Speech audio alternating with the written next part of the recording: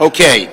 Well, first let me say I don't envy the Republicans having to come here and defend Trump's 100 days. It's not easy, and they had a lot of trouble with it. But I'm proud to be joined here by Senator Durbin. This is the first time Senator Durbin is coming to one of these gatherings since he announced that he was not going to run again. And you know how much we love him and going to miss him, but know he's going to do great things in the next year and a half as well. So, Dick, is the press allowed to applaud Dick Durbin? No. I will. Okay. Okay. Remember Sid Caesar? Have any of you heard of Sid Caesar? When he'd get applause, he'd go, "No, please, no." Okay. The sound of one hand clapping. Right, yes. Okay. Anyway, this week, as you know, marks the 100 days that Donald Trump has been in office. It is 100 days of chaos. From one end of the government and one end of the country to the other. So let's do a simple review. In these 100 days, what has gone up? Cost of groceries, up. Energy costs, up. Cost of clothes, of homes, of cars, up. What has dropped? Your retirement and 401ks, down. The stock market, down. The dollar, down. And today, we saw the trend continue. Consumer confidence, down. And that's not just a statistic. Consumers, when they don't have confidence, don't buy things. Businesses, when they see chaos, freeze. I have talked to business people, some of the biggest businesses, medium-sized businesses, and small businesses. They're all frozen. Even if Trump were to drop the tariffs, and who knows what the hell he'll do, I doubt he'll do that, the businesses don't know what he'd do 2 weeks later, so they're frozen. And that's why the chance of recession, not according to us, but according to banking experts, is so much greater than it was before. Americans are noticing. The polls this week showed Trump has the lowest 100-day approval rating since they started polling 80 years ago, the lowest. Even worse, 72% of Americans think it's likely that Trump's handling of the economy will walk us directly into a recession. So, over the last 2 weeks, all of us have been in our states. There are 7 Republican districts in New York. I went to 6, talking about Medicaid, talking about Social Security, talking about tax breaks for the wealthy, talking about veterans. And the reaction was amazing. Republicans came from all over. On Long Island, I was at a place called Tandy Close. She's well known in Suffolk County. It's in a Republican district. And she's a Trump supporter, but she said, "My costs are going up 30%. I'm just furious at what Trump is doing." And that's happening over and over again in every place we go. The Republican senators and congressmen know that they've got real trouble with this Trump agenda. And up to now, they've been able to hide it, obfuscate, say they don't exactly know what it is, say who knows. Well, now that the Republican House has started putting out its reconciliation bills, they can't hide. They can't hide. So this has happened all across our state. I won't get into the details there, but there's a feeling of incompetence, of indecision, and chaos eating away at much of the country, and that is emanating from the man who's in charge, Donald Trump. And Senate Republicans aren't just silent. They are complicit. They're going along with all of this. They are complicit. They are co-conspirators with Trump's horrible, horrible decisions for the country. Let's remember what Donald Trump said again and again and again on the campaign trail. He said, starting on day one, quote, "We will end inflation and make America affordable again. A vote for Trump means your groceries will be cheaper, your energy costs and grocery prices will come tumbling down, and will bring back the American dream bigger, better, and stronger than before." Yet here we are, and Americans know the reality. Democrats will be taking to the Senate floor all night tonight to talk about how bad the 100 days have been, and about how our Republican colleagues are conspiring co-conspirating to work to go along with Trump on things that the American people regard as very bad for them and their well-being. Senator Durbin. Thanks, Chuck. Let me start off by congratulating Donald Trump for being such a powerful, unifying force. In only 100 days, he took a divided nation and tipped the balance decisively. With his embarrassing, insulting, petty, and outrageous attack, Donald Trump has given Canada a new national resolve. He single-handedly revived the Liberal Party in Canada and spurred them to an historic victory yesterday. Now, if he could just be a positive unifying force in the United States. Instead, for 100 days, Trump and his administration of billionaire buddies have caused chaos, wreaked havoc, and sowed division. He's undermined the Constitution, our system of checks and balances, and the rule of law. And through it all, my Republican colleagues have remained silent. Take Donald Trump's ill-conceived, mindless tariff tax war, which caused global markets to plunge, wiped trillions of dollars of wealth from the stock market, and will cause Americans to suffer from higher prices and smaller exports. While their constituents saw their retirement funds drain and grocery bills skyrocket, Republicans remained silent. Rinse and repeat this cycle. Donald Trump threatens to withhold federal funds from higher education institutions, to coerce them to give up their constitutional rights. Republicans remain silent. The Secretary of Defense violates national security protocol and shares classified war plans in Signal chat that mistakenly includes a journalist. Republicans remain silent. Unelected billionaire Elon Musk and his Doge brothers gut the federal government, leading to cuts to life-saving medical research. Americans unable to get their Social Security benefits and threats to Medicaid. You guessed it, Republicans remain silent. Never in our nation's history has a co-equal branch of government so willfully rolled over and ceded their power. It is the silence of the lambs. The President is testing and violating the bounds of our Constitution, amassing power for himself as he tanks our economy, violating the rights of Americans and destroying our image abroad. My congressional Republican colleagues have the power to stop it. They have majorities in both chambers, and in private moments, many of them express to us similar outrage and horror at what Trump is doing. But as the constituents suffer, out of fear of retaliation, Republicans remain silent. When we're elected members of Congress, our oath is to the Constitution, not to the President. Senator Klobuchar. Very good. Well, if you wondered how the great Senator Durbin's going to do for the next year and a half, you just saw it. Devoted to progress and devoted to taking this on. So, like so many of our colleagues, I spent the last 2 weeks in my state, 19-county tour, and here are two things that I learned that are highly relevant to what's going on here. Because as we have said, corruption is up, chaos is up, and costs are up. What did I see? I saw regular people, farmers showing up in small towns, populations of under 1,000, and sitting next to what were probably best defined as activists. One memorable moment, someone had a sign that said, "This is not normal," who was an activist that showed up. You've all seen those signs at these town halls, next to a farmer who looked at her and said, "What does that mean? I'm normal."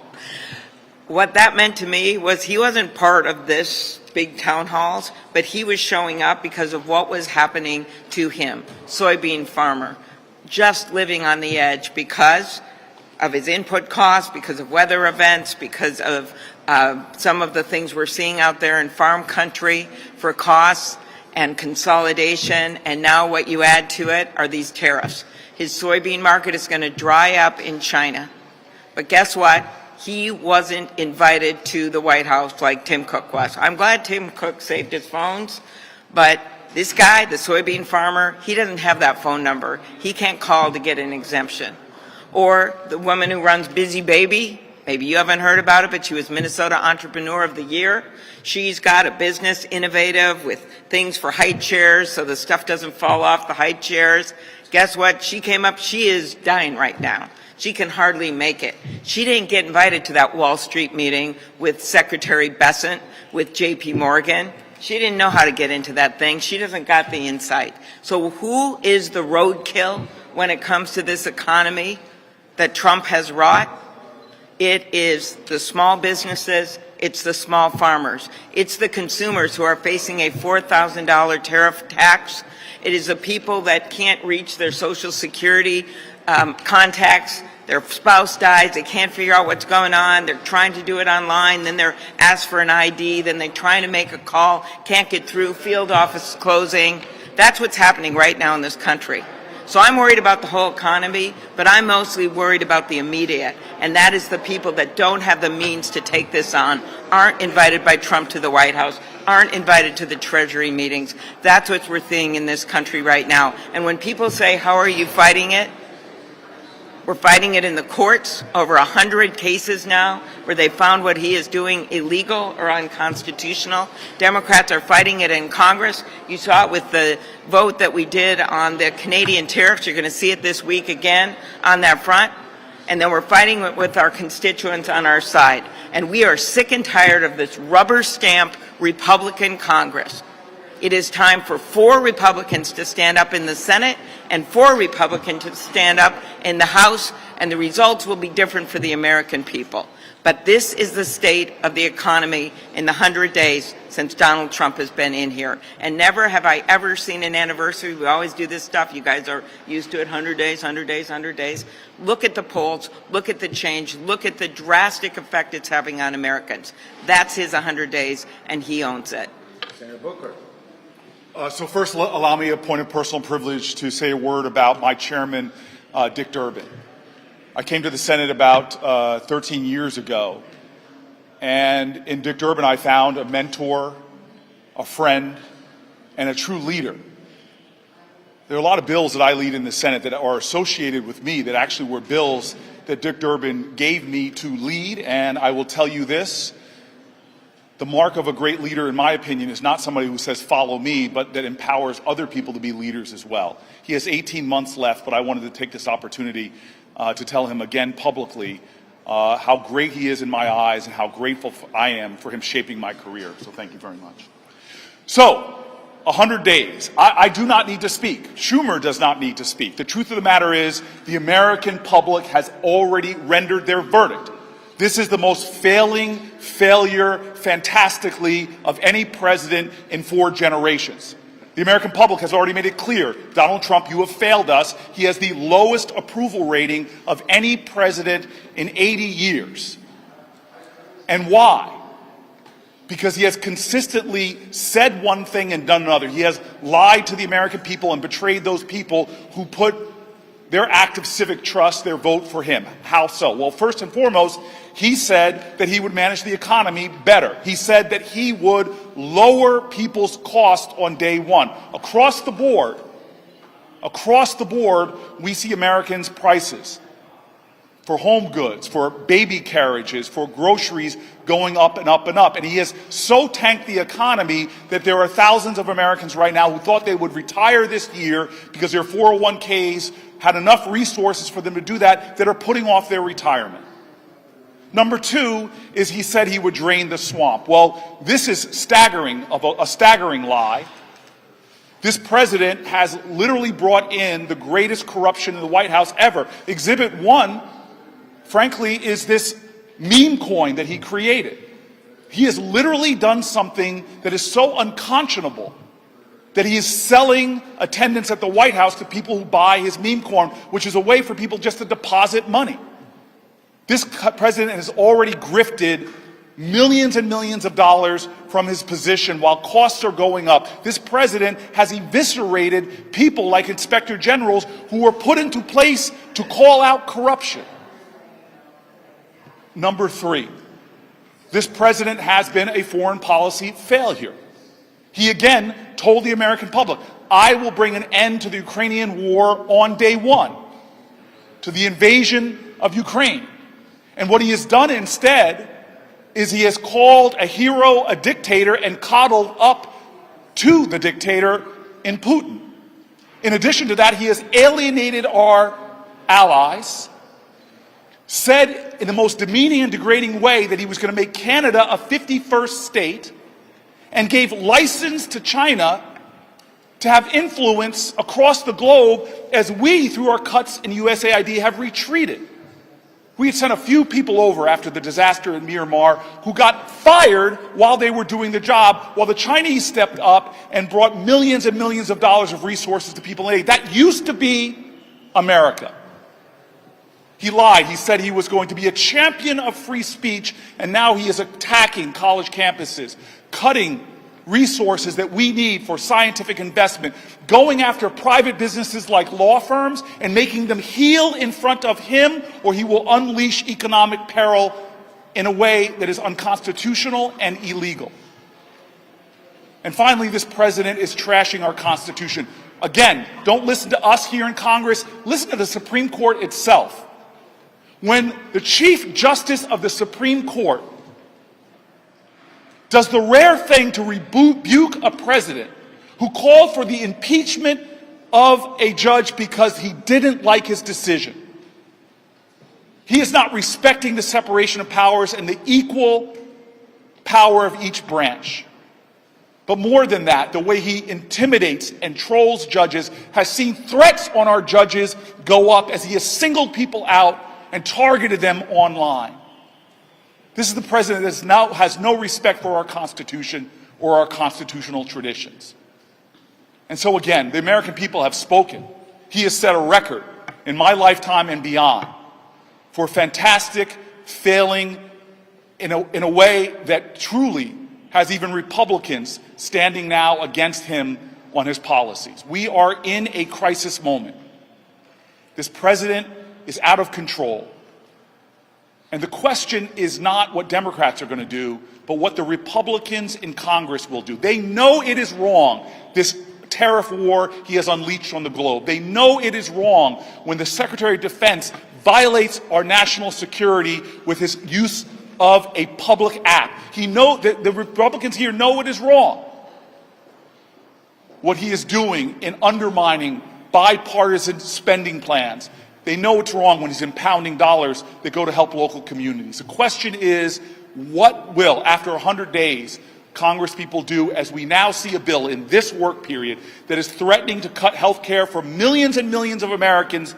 Why? Why gut Medicaid, which he promised he wouldn't do? Why is he pushing to do that? Because he wants to give more tax cuts to the wealthiest in our country. It is time for more people to step up and say, this is not left or right, it is right or wrong. This is not about party, this is about patriotism. It's time to recall the conscience of all Americans, Republican or Democrat, to say no. Stop the lies, stop the corruption, and do not keep your hands off the Medicaid of millions and millions of Americans. Thank you. Let's go. We gotta go pretty quick. Go ahead. What do you think is the difference between Republicans and how they responded to President Trump during his first term and what you see now? Well, I think they're much more afraid of him now. He's done much more in terms of threatening them, in both privately and even publicly.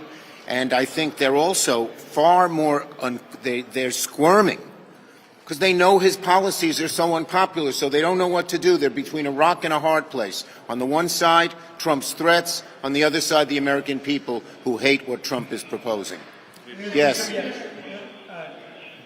a poll out today that has your approval ratings lower than any other congressional leader, 17%. Are you concerned that you may be a liability for your party? Polls come and go. Our party is united. We're on our front foot. We're stepping forward and going after Trump and having real success. Yes.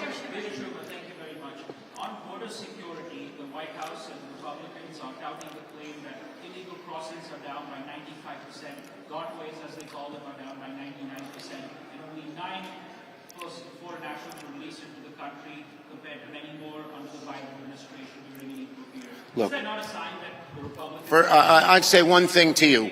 I don't trust Trump's numbers.